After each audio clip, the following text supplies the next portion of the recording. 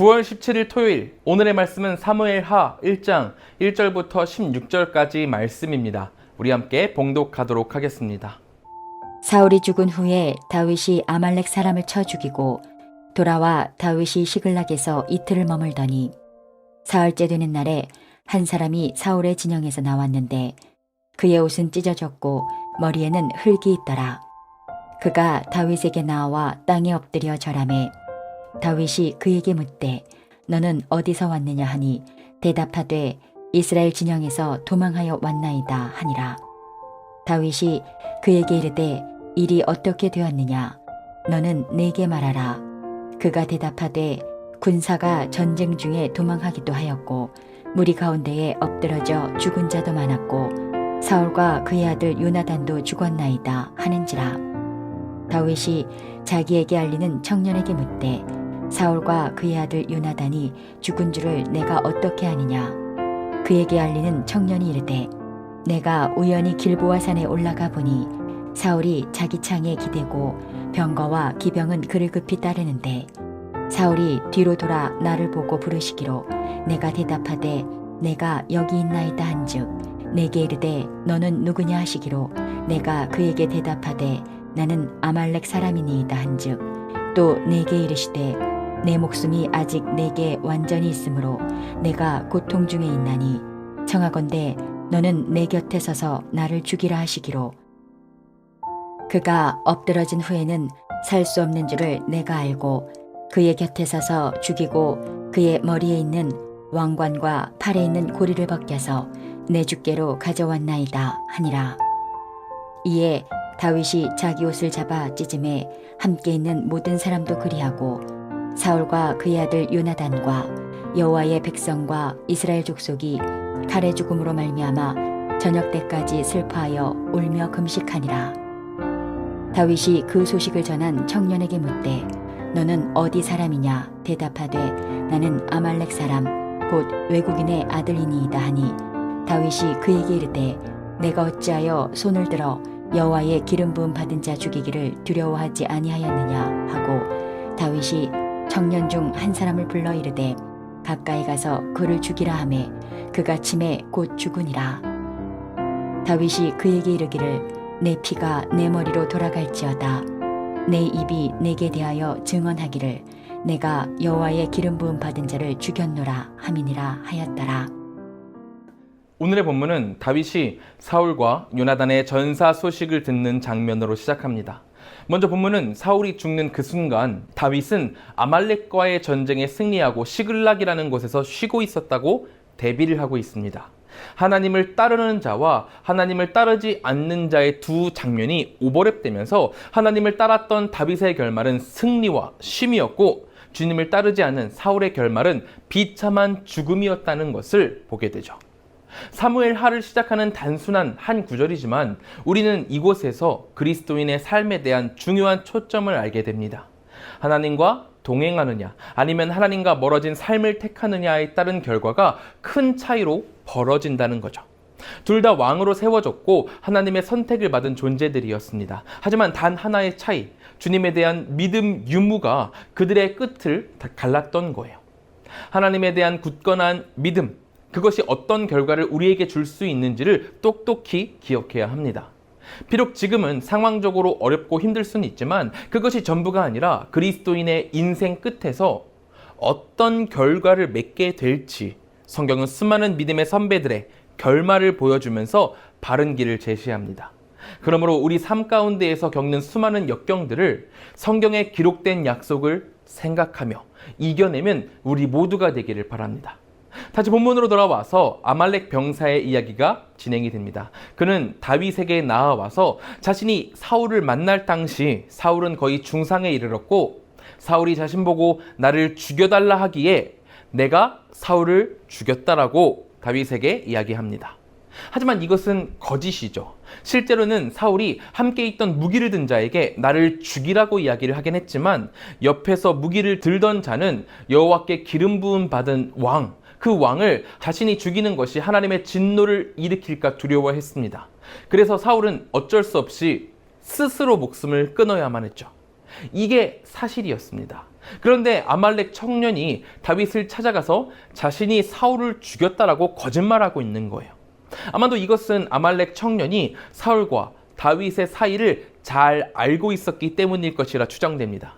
사울이 다윗을 오랫동안 죽이려고 혈안이 되어 있었다는 것을 알고 있었기에 아말렉 청년은 자신이 다윗의 원수인 사울을 죽여서 그 원수 대신 갚았다고 주장하고 있는 거예요.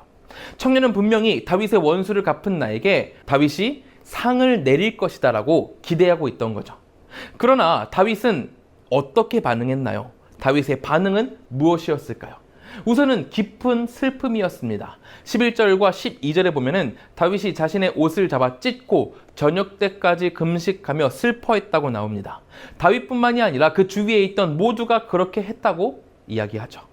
이는 다윗이 가지고 있는 인식이 평범한 사람과는 전혀 다르기 때문이었습니다. 일반적인 인간이었다면 자신의 적이 죽었다는 말만 들어도 잔치를 베풀고 다리를 쭉 뻗고 자게 되었다고 기뻐했겠지만 다윗은 그게 아니었거든요. 다윗은 성공에 관심을 두지 않았습니다. 그는 다만 하나님이 세우신 주님의 종이 죽었다는 것과 그리고 자신을 아껴준 좋은 친구 요나단이 죽었다는 것으로 가슴 아파하며 슬퍼했습니다. 성공이 목적이 아니었기에 죽음을 비극으로 받아들이고 슬퍼했던 거죠. 그리고 다윗은 또한 분노했습니다. 14절입니다. 다윗이 그에게 이르되 내가 어찌하여 손을 들어 여호와의 기름 부은 받은 자 죽이기를 두려워하지 아니하였느냐 하고, 다윗이 아말렉 청년에게 이야기를 하죠. 너가 나와 사울의 관계를 잘 알고 그것을 이용하려 했다면 또한 이스라엘에서 하나님의 기름 부음 받은 자가 어떤 존재인지도 잘 알고 있었을 텐데 어찌 직접 그 사울 왕을 너의 팔로 죽였다라고 자랑을 할 수 있느냐? 하나님의 심판이 두렵지 않느냐라고 이야기를 하고 있는 거예요. 만일 다윗이 아말렉 청년이 가져온 소식과 왕관을 기뻐하면서 덥석받고 막 즐거워했다면 다윗 또한 하나님의 기름 부음 받은 자를 처단하는데 일조했다는 말을 들었을 겁니다. 다윗은 하나님이 세우신 왕이지만 세상의 군주와 다를 바 없다는 불명예를 얻게 되었을 거예요. 하지만 다윗은 하나님의 마음을 알고 있었고 그렇기에 주님의 뜻에 따라서 주님이 세우신 자가 죽음을 슬퍼하며 그 뜻을 거역한 아말렉 청년에게 하나님을 대신하여 처벌을 내리고 있는 거예요. 하나님의 뜻을 거둘 수 있는 존재는 오직 하나님 본인뿐이십니다. 하나님이 세우신 사람을 치우는 것도 그 계획을 변동하시는 것도 오직 하나님의 권한이에요. 그런데 아말렉 청년은 이것을 간과했고 이를 통해 자신의 영달을 추구하려 했으며 그리고 다윗마저도 하나님의 뜻을 거역하게 만들 뻔했습니다. 그러니 이 아말렉 청년 그의 결말이 불보듯 뻔한 것이 분명했죠. 우리는 이것을 기억해야 됩니다. 하나님의 뜻과 계획을 우리의 손으로 변경하려 하는 것은 하나님의 권위에 불복하는 것과 마찬가지입니다. 또한 하나님의 뜻을 이용해서 내 영달을 추구하는 것은 너무나도 악한 일이고 이런 일들을 통해 다른 성도들을 시험 들게 한다면 우리의 죄악은 걷잡을 수 없을 정도로 커진다는 것, 이것을 똑똑히 기억해야만 합니다. 우리 그리스도인은 다만 하나님의 뜻을 매일 갈구하고 그 뜻에 따라 순종하며 살아가는 삶을 추구해야 합니다. 이것이 하나님께서 우리에게 원하시는 순종이자 질서입니다. 그렇게 주님의 뜻을 따라 살 때에 하나님께서 다윗을 주님의 목적에 맞게 잘 사용하셨던 것처럼 우리 또한 다윗의 삶과 같이 주님의 목적에 따라 사용되게 될 것입니다. 우리가 이것을 꼭 기억하며 함께 기도하길 소망합니다. 기도하겠습니다. 우리 이 시간 같이 기도하실 때에는 첫째로 주님의 뜻을 기억하고 그에 맞게 살아가는 우리가 되도록 기도하길 바랍니다. 둘째로는 한국과 세계를 위해서 기도하겠습니다. 코로나, 사회, 경제, 문화, 정치, 전쟁이 모든 것 가운데 주님의 회복일 기도하길 소망합니다. 셋째로는 니제리아의 손영희 선교사님을 위해서 기도하겠습니다. 재봉학교 아이들이 복음의 능력으로 어려운 상황에도 낙심하지 않고 주님만 바라보며 살아갈 수 있도록 기도해 주시고 성경 공부를 통해 아이들이 주님을 인격적으로 영접하도록 기도해 주시기 바랍니다. 또한 니제르 사역 현장에 하나님의 놀라운 은혜가 풍성하게 임하도록 기도하길 소망합니다. 우리 함께 기도하겠습니다.